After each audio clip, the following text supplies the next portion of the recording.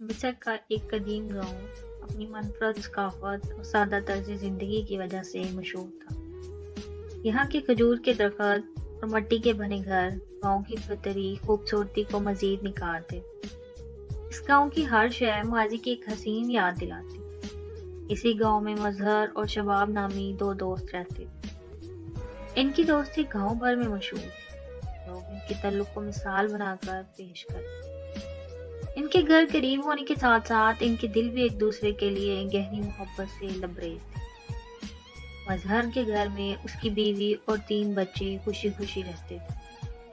وہ پیشے سے ایک محنتی کاریگر تھا جو دن رات محنت کر کے روزی کماتا تھا۔ دوسری طرف شباب کے 2 بچے اور ایک بیوی تھی۔ ان کا باپ ایک شکاری تھا جو جنگل کی گہری وادیوں میں جا کر شکار کرتا تھا۔ ایک دن مظہر نے شباب سے کہا، بھائی، میرا زیادہ تر وقت کام میں گزرتا ہے۔ جب میں گھر سے باہر ہوتا ہوں تو میرے بچے اکیلے رہ جاتے ہیں۔ مجھے بہت ڈر لگتا ہے کہ کہیں وہ کسی مشکل میں نہ پڑ جائے۔ اگر تم مہربانی کر کے میرے گھر کا تھوڑا خیال رکھ لیا کرو تو بہت احسان ہوگا۔ شباب نے فوراً کہا، یار احسان کی کیا بات ہے، تیری بات تو سر آنکھوں پر۔ اس کے بعد دونوں کی دوستی اور بھی مضبوط ہو گئی۔ کچھ دن بعد مظہر کے بوڑھے باپ دور کے گاؤں سے آئے۔ کچھ دنوں کے لیے رہے۔ انہوں نے شباب سے بات کی اور اس کے رویے کو دیکھا تو انہیں لگا کہ شباب کی نیت ٹھیک نہیں۔ شام کو باپ نے مظہر سے پیار سے کہا، بیٹا، شباب دوست تو ٹھیک ہے لیکن گھر کی بیوی اور بچوں کی ذمہ داری سے دینا ٹھیک نہیں۔ وہ بھروسے کا آدمی نہیں لگتا۔ دوستی کو دوستی تک رکھو۔ مظہر کو برا لگا مگر اس نے کچھ نہ کہا۔ اگلے دن باپ نے دوبارہ سخت لہجے میں کہا، اس کے ساتھ زیادہ وقت مت گزارو، نہ اس کے ساتھ گھومنے پھرنے جاؤ، وہ قابل اعتماد نہیں ہے۔ مظہر نے باپ کی بات کو ایک کان سے سن کر دوسرے سے نکال دیا۔ اس نے سوچا شاید باپ کو شباب سے حسد ہو رہا ہے۔ کچھ دن بعد باپ واپس چلے گئے۔ زندگی پھر سے معمول پر آ گئی۔ ایک دن مظہر کام پر گیا ہوا تھا۔ شباب نے موقع دیکھ کر مظہر کے گھر میں قدم رکھا۔ اس نے مظہر کی بیوی سے غلط باتیں شروع کی، پیسوں کی پیشکش کی۔ بیوی نے سختی سے انکار کر دیا، وہ نیک اور سمجھدار عورت تھی، مگر شباب نے زور دیا اور دھمکی دی، اگر میری بات نہ مانی تو مظہر سے جھوٹ بول دوں گا کہ تم نے مجھ سے تعلق بنانے کی کوشش کی۔ گاؤں کا معاشرہ پردے اور عزت کا تھا۔ بیوی کو خاندان کی بدنامی کا ڈر تھا۔ خوف اور کمزوری کی وجہ سے وہ شباب کے دباؤ میں آ گئی۔ اسی طرح ناپاک تعلق شروع ہو گیا۔ یہ سلسلہ ایک دن کا نہ رہا، روز کا معمول بن گیا۔ مظہر بے خبر اپنے کام میں مصروف رہا۔ بیوی اندر ہی اندر پچھتاتی رہی مگر ہمت نہ ہوئی کہ مظہر کو بتائے۔ ایک دن مظہر کے ماں باپ اچانک آ گئے۔ انہوں نے گھر میں شباب اور بیوی کو ایک ساتھ دیکھ لیا۔ باپ کا غصہ آسمان چھو گیا۔ انہوں نے شباب کو خوب مارا اور بیوی کو سخت ڈانٹا۔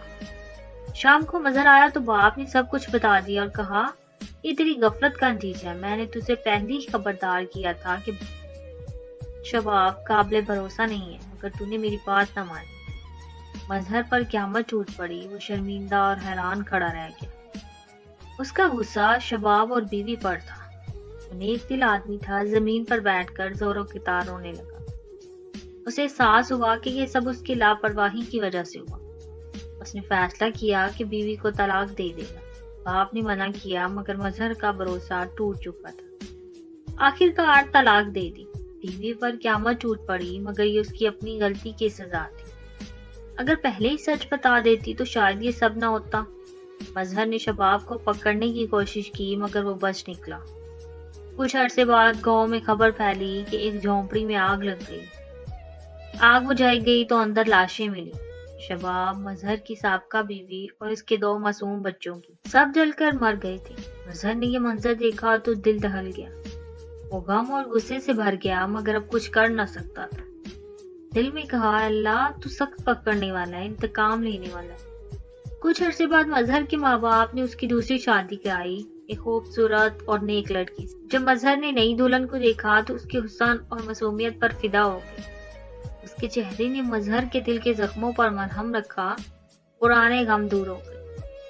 مظہر نے سبق سیکھ لیا۔ اب وہ گھر کا زیادہ خیال رکھتا، وقت پر واپس آتا، دوستوں کو دوستی تک محدود رکھتا۔ اس نے سمجھ لیا کہ دل کا سچا ہونا اچھی بات ہے، مگر زندگی میں دانائی اور ذمہ داری بھی بہت ضروری ہے۔ اللہ نے اس کی کمزوری کی سزا دی، مگر اس کے صبر اور سچائی کا ضلع ایسا دیا کہ اسے پہلے سے 100 گنا بہتر اور خوبصورت زندگی ملی۔ اس کہانی سے ہمیں یہ سبق ملتا ہے کہ ماں باپ کی نصیحت میں دانائی ہوتی ہے، اسے سنجیدگی سے لینا چاہیے۔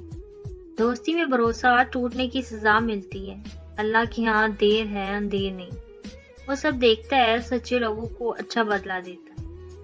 اگر آپ کو ہماری یہ کہانی اچھی لگی ہو تو ویڈیو کو لائک کریں، شیئر کریں، کمنٹ باکس میں اپنی رائے کا اظہار ضرور کریں۔ ہمارے YouTube channel Fatima voice centre کو سبسکرائب